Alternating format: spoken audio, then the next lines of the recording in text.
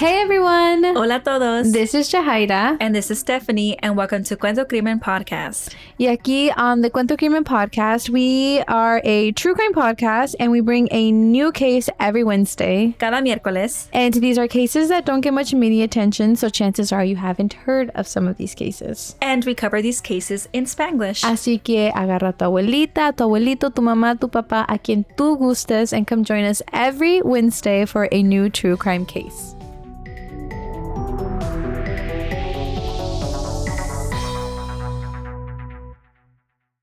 El caso de hoy toma en Lemoore, California en el año 2016. And today we will be talking about Cecilia and a little bit about her. She was a mother to 4 children and she was described as a smart and loving person. Cecilia was married to Francisco Valdivia de 37 años y ellos ya tenían 8 años de casados. And on June 9th of 2016, ellos dos salieron, tipo like a date night. They went out to a place called Tachi Palace Casino in Lemoore, California, and they were captured on a camera. Y ahí demuestra que Cecilia salió del casino y como a 1 de la mañana se sube a su carro, which was a dark gray Chevrolet Malibu. And everything seemed fine, right? Ella salió y se fue, pero unas horas después de que este video tomó lugar, which was like around 3 a.m. at this time, police get a call about a burning car. And this vehicle was found only 30 miles from the casino near Goshen.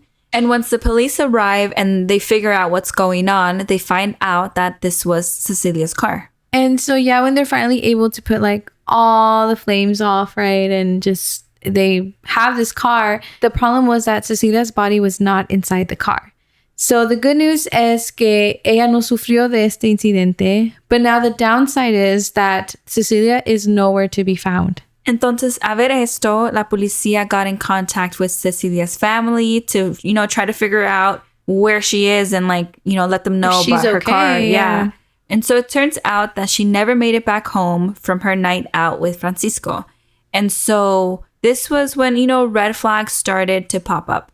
So even though que ellos estaban casados ya por 8 años, we start to learn more about their marriage and the type of relationship that they had. And unfortunately, it seemed like the marriage was far from perfect.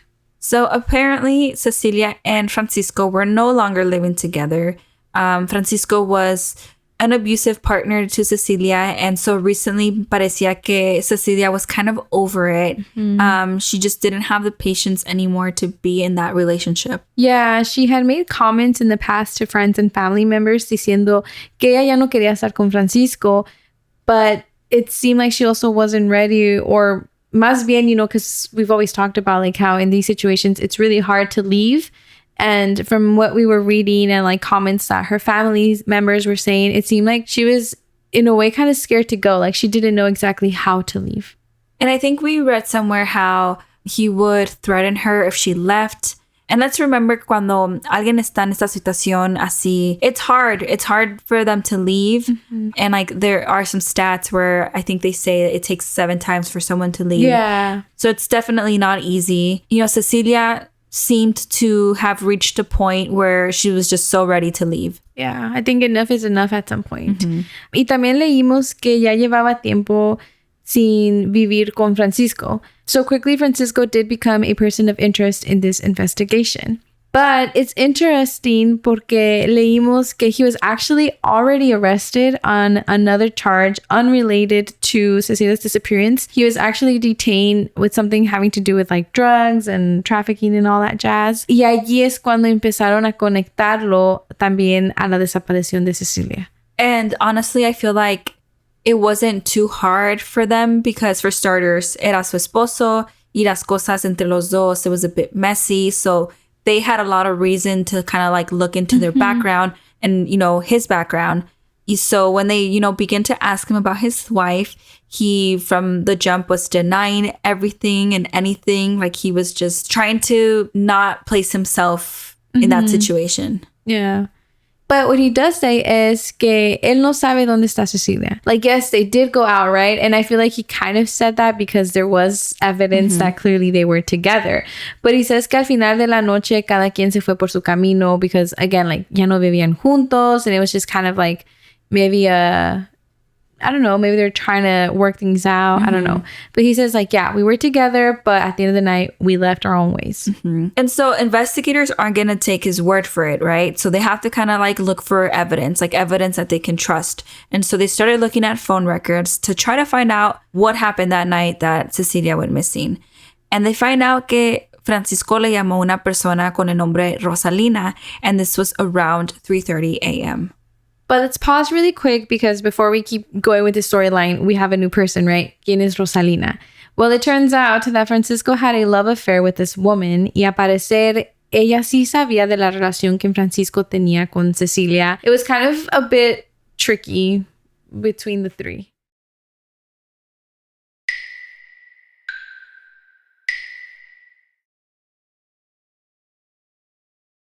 And there's a little bit more backstory because los investigadores then start to suspect que Francisco quizás se casó con Cecilia to gain citizenship.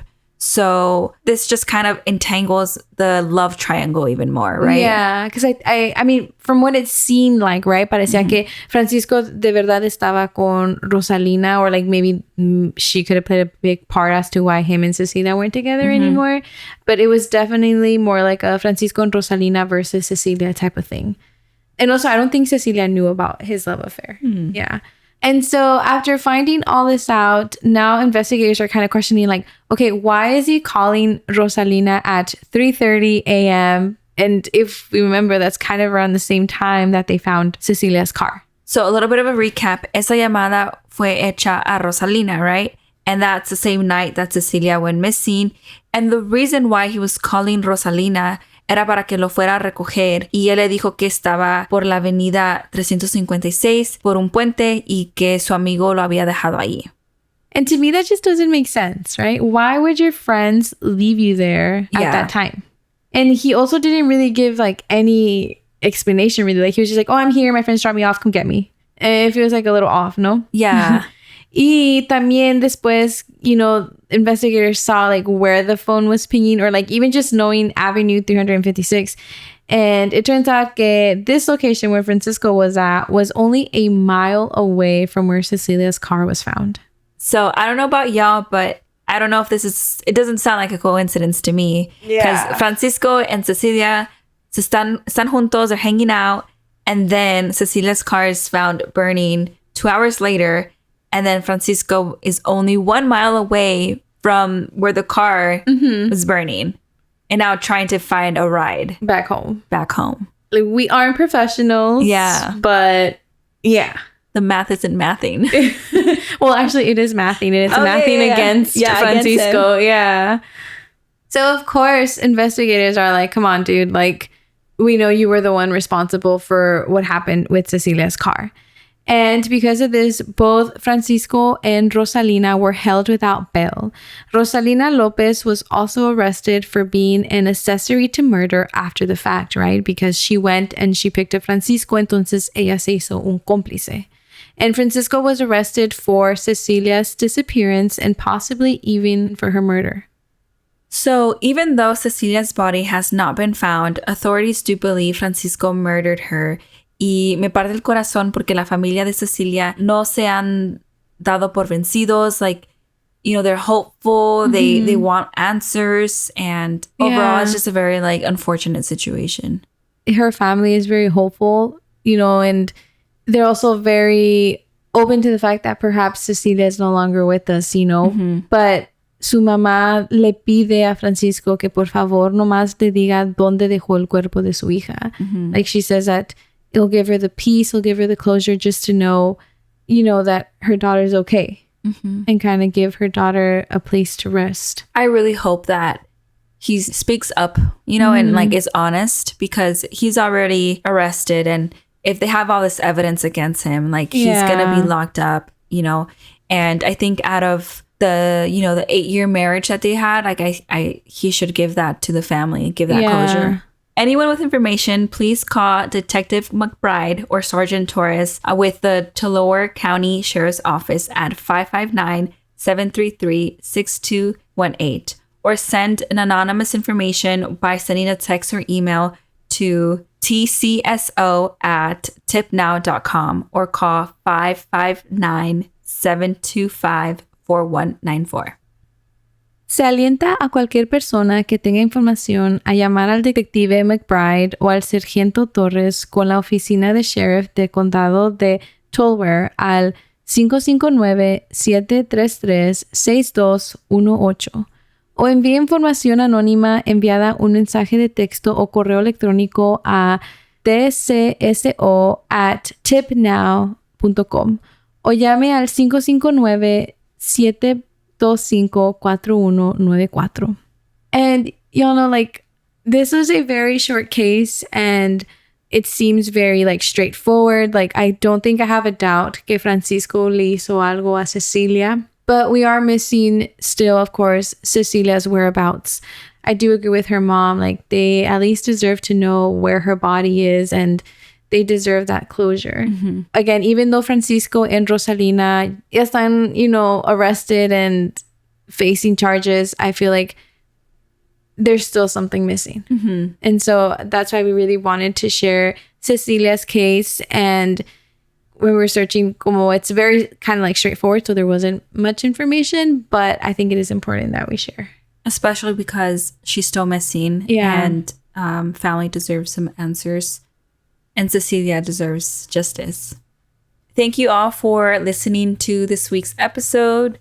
We are so grateful for all of you who tune in every week. And yeah, we will see y'all next week.